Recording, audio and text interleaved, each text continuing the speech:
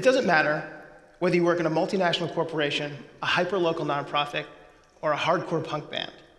Your workplace has a culture. Culture is what says, this is how we do things around here. Culture impacts how we collaborate, how we communicate, and how and what we celebrate. Culture impacts how we take risks, how often we take risks, what kind of risks we take, and how big those risks are. And culture says whether it's safe to invest ourselves fully at work or whether we should hold some of ourselves back. As I've worked with organizations over the years, I've seen an almost infinite number of creative ways that organizations can be dysfunctional. Functional cultures, though, are a lot the same. It's like the saying about families. All unhappy families are alike. Each unhappy family is unhappy in its own way. So let's talk about unhappy workplaces. In 2014, Gallup surveyed 80,000 American workers about their engagement at work. Gallup defines engaged employees as those who are involved in, enthusiastic about, and committed to their work and workplace. What they found was that 51% of all workers were not engaged at work. And as bad as that sounds, those numbers don't include the 17.5% who were actively disengaged. That's 2/3 of the American workforce, disengaged or worse. Now, Gallup didn't ask specifically about culture, but if you've ever lived through a dysfunctional workplace culture, you were probably also disengaged at work, or perhaps actively disengaged at work. And if culture tells us how we're supposed to behave in a certain environment, that leads us to another question. Where does culture come from? Before we get to that, I'm going to tell you a story. Once upon a time, before the turn of the century, by which I mean late 1999, I saw a job posting for a position at a new .com in town. When I went in for the interview, they said that they were going to be the Yahoo of streaming media. Now, back before everybody wanted to be the Uber of something, people actually still wanted to be the Yahoo of something. So, the Yahoo of streaming media. That sounded pretty exciting. What was more exciting was that they were going to offer stock options, which meant that when we had our IPO, which was, of course, really just a matter of time, we would all be rich. Never mind that the Yahoo of streaming media really didn't have any revenue or any way to generate any revenue that we could see, but this was the new economy. That was just how it worked. There was one small problem, though. Online ad rates were already starting to collapse. The bubble was starting to get thin. And since selling ads wasn't working, we decided we would adjust our strategy. We would become a destination site like ESPN.com or CNN.com. There was one small problem with that, though. We didn't make any original content. But we had a clever solution for that. We would find other people's video, strip out the code from their player, embed the code in our player, sell ads on our player, and then keep all the money for ourselves. Pretty brilliant, huh? One of my coworkers kind of questioned the ethics of this, and the boss said, "What do you think WWW stands for?" "It's the Wild Wild West." And that was a really great story that we told ourselves, until the cease and desist letters started coming in. So after the Yahoo streaming media didn't work and the destination site didn't work, we decided we would become a content syndicator. And that didn't work either. When a company starts down one path with one business model and then they decide to shift that business model to something that might work better, that's called a pivot. So a small podcasting company is a good example of this. It's called Odeo. And in 2006, they developed a side project. It was a short messaging service. That short messaging service became Twitter. That's a pivot. This wasn't pivoting. This was kind of just going in circles. And what comes next after going in circles usually is dizziness. When I first started at the .com, I was filled with optimism. Hey, I'm working at a .com. I'm on the cutting edge of the internet. This is great. Sure, I questioned some of the decisions, but the leadership was really confident, so I trusted them. After all, they'd convinced all those venture capitalists to give them all that money. So that was where we started, but as we lurched from one thing to the next, that optimism started to fade. We no longer hoped for an IPO.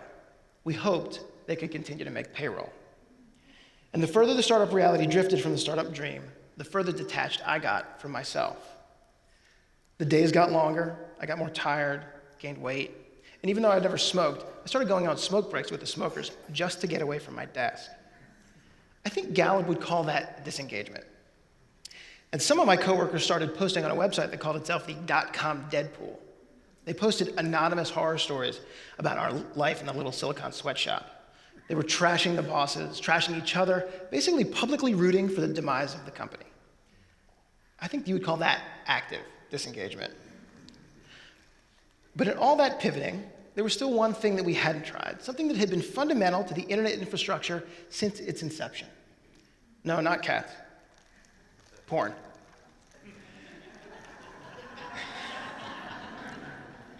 That's how bad it got. And we couldn't even make money on that. So when they called an all-company meeting right before Christmas, we knew what was coming. And when they laid off 2/3 of the company, and I found out I'd survived the cut, I wasn't relieved. I was disappointed. 3 weeks later, though, I got my freedom, and by the end of the year, the company was dead. And we all lived happily ever after. Okay, not really. But as I tried to figure out what was next for me, I also tried to figure out what went wrong. Yes, there were technical failures, and yes, there was some questionable financial decision-making. We burned through $30 million in 18 months.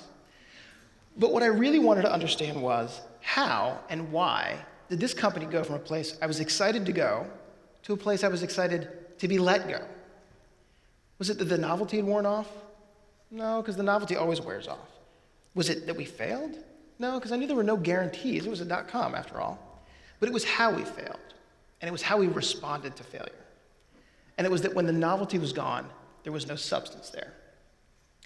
My postmortem diagnosis, not for why we failed, but why we were actively rooting for us to fail, was a dysfunctional culture. But what I wanted to understand was where the dysfunctional culture came from. Now, even though I'm guessing most of you didn't experience the .com bust back in the turn of the century, I'm guessing some of you can relate. Maybe some of you even had this story conjure some of your own miserable workplace experiences. After all, that's what happens when you hear a story. That instinct to relate to characters in a story starts at a very young age. When he was 3, we took my son to see Finding Nemo in 3D. Now, he was not old enough yet at the time to understand that if the title is Finding Nemo, they're probably going to find Nemo. So even though he's not a clownfish and he's never been separated from his parents, about halfway through that movie, he was terrified, like traumatized. Why? Well, like all human beings, he was mapping his own experience onto a story that he was being told, and he was having an emotional reaction to it, an intense emotional reaction to it. Why? Well, neuroscientists have identified something in our brains called mirror neurons. These neurons fire the same way whether we are performing an action or experiencing an emotion, or whether we observe someone else performing the action or experiencing the emotion. If you've ever heard the phrase, "we're wired for story," this is what they mean. In his book, The Storytelling Animal, Jonathan Gottschall describes a study by a team of neuroscientists. They used a functional MRI machine to study mirror neurons, and they scanned subjects' brains in 3 situations. 1, while they watched an actor drink from a cup and then grimace in disgust. 2, while they tasted something disgusting themselves. And 3, while they listened to a scenario where they were asked to imagine walking down the street, accidentally bumping into a drunk who was throwing up, and then catching some of the vomit in their own mouths. I'm sorry, but you see what happened. I told a story about a study where they told people a story about a scenario that didn't actually happen, and 3 degrees removed, you had a reaction. And no surprise, the punchline is that in all 3 situations, the same parts of the brain lit up in the brain scans. I like how researcher Marco Iacoboni sums up the phenomenon. He says that we react to movies like my 3-year-old did because mirror neurons in our brain recreate for us the distress that we see on the screen. We have empathy for the fictional characters. We know how they're feeling because we literally experience the same feelings ourselves. Does it matter that we know consciously that Nemo is a cartoon fish? No, we still react. So when it's real people and the story's true, it's even easier for us to map our experience onto theirs. And because we're wired for story in this way, stories have tremendous power. They touch our emotions. They teach us lessons. They change the way that we see the world. And they also define culture. In his book *Sapiens*, historian Yuval Noah Harari says that a major key to human evolution is imagined realities, that large numbers of strangers can cooperate successfully by believing in common myths. Common myth could be the idea of a tribe, a religion, a company, a country. Think of the United States. We're defined by our common myths. The Boston Tea Party, Paul Revere's Ride, Give Me Your Tired, Your Poor, Your Huddled Masses, Rosie the Riveter. Those shared stories and imagined realities help make us who we are. And Harari says behavior patterns that emerge from those shared stories are what we call cultures. In other words, culture comes from stories. And that means to me that we have to take stories and storytelling seriously. Now, there's two kinds of stories that we tell in organizations. The first is a grand narrative story. An organization's founding myths, like creating the company in a garage, like Hewlett-Packard, or pouring rubber into a waffle iron to make a running shoe like Nike, those are grand narratives. And a grand narrative is essential to a company's DNA. It includes the genetic code for the ideals, values, and philosophy. A good grand narrative is memorable, and it can be downright inspiring. But I think we overvalue the grand narrative. And I think we undervalue the other kind of story that we tell in organizations, the daily stories. The grand narrative is the lore that we put on the about page of the website, but the daily stories are the ones that the people in the company tell about what it's actually like to work there every day. The founder stories are nice, but the daily stories tell us what behavior gets rewarded in the organization and what does not, and that tells us how we should behave. The daily stories tell us what is truly valued in the organization, despite what the organization may say it values, and then we do the math. We may not process all of this consciously, but the accumulation of stories, the messages and the lessons that accrue, become sort of a narrative shorthand that tells us how we're supposed to be there. That narrative drives the culture. In my first few months at the .com, when people asked how things were going at work, I gave them the grand narrative. Told a story about a cool tech startup and being on the cutting edge of the internet. I couldn't see at the time how empty that grand narrative was. Our origin story wasn't about solving some problem that was vexing the people of the internet. Like so many other companies of that era, our grand narrative was a story about cashing in on the digital gold rush. There was no deeper meaning. But in the beginning, when it seemed like we might cash in, our common myth was our CEO is a visionary. And because we believed that, we acted as if it were true. We took our task seriously. We stayed late without complaint. Even as it became clear that it was not working, we were shifting purpose every couple of weeks. The story we told ourselves was, hey, this is still working. This is just a new path to greatness. We were still buying the grand narrative. But by the end, nobody in the Cube farm believed that story anymore. Our story had shifted from our CEO is a visionary to our CEO is just another guy with a porn site. And as the daily story grew more and more disconnected from the grand narrative, as the real grew more and more disconnected from the ideal, we grew more and more disengaged. Day by day, the culture grew more and more corrosive. And what was sad was that every failure could have been an opportunity to tell a different story. When it came time for that first pivot, they could have gathered us all together and said, look, we're going to be honest with you. Things didn't work out quite like we thought they would, but we're not going to give up. We're going to take a step back. We're going to evaluate where we are. We're going to figure out what we've learned, figure out our next steps. But that meeting never happened. Our pivots weren't informed by our failures. They were desperate attempts to cash in on a hot catchphrase before everybody else could catch on. We didn't even get a meeting to tell us we were pivoting, which in and of itself told a story. Decisions got made in the corner offices. They trickled down to the cubicles. The stories that action told us was, hey, we got this. You all down in the sweatshop, you grind away. You really don't have much to add anyway. And I think the leaders really believed this story, but the rest of us did not. Now, the last few years, culture has become a hot topic in business, and so has storytelling, and that's great. But I think we're missing a connection between culture and stories. I saw an article recently titled, "You can design a happier office culture. Here's how." They suggested yoga in the afternoon and beer at 5 o'clock. Now, don't get me wrong, I like beer, and I have no problem with yoga. But that's just the modern-day version of the foosball table we had back at the Yahoo Streaming Media.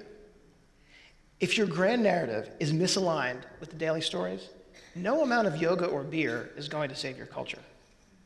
But if your grand narrative is aligned with your daily stories, you probably don't need yoga and beer. I'm going to give you a quick example of narrative alignment. This is a letter from a woman named Nicole. She writes, "My family and I were traveling from Buffalo to catch a cruise out of Houston. Due to a snowstorm, our flight was canceled. This is when I met customer service agent Darlene Taylor. She found an alternative flight to get us to Houston, but we would miss our boat. We found another option, but it was about to board, and all our bags were on the other flight. So Darlene put on her coat, went out the back door, into the snow, and proceeded to look for our bags. She found them, got them off the plane, and dragged them over to the other plane. I'm in total shock that a customer service agent would do that, especially in that type of weather. I actually had to hold back the tears as I was thanking her. This is the most amazing service I have ever received." She wrote that letter to Southwest Airlines.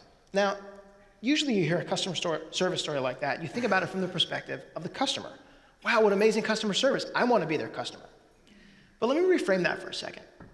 Think about this story from the perspective of the employee. Does Southwest have a specific policy about this kind of situation? Probably not. But Darlene didn't need a policy because she had stories, hundreds of stories, because the culture of Southwest is awash in stories. Southwest shares half a dozen stories like this each month in their magazine. The CEO recognizes amazing customer service stories in their internal communications each week. They produce internal videos to share stories of exceptional customer service. Each story is personal, every story is different, but they all align with Southwest's grand narrative. Their vision is to become the world's most loved, most flown, and most profitable airline.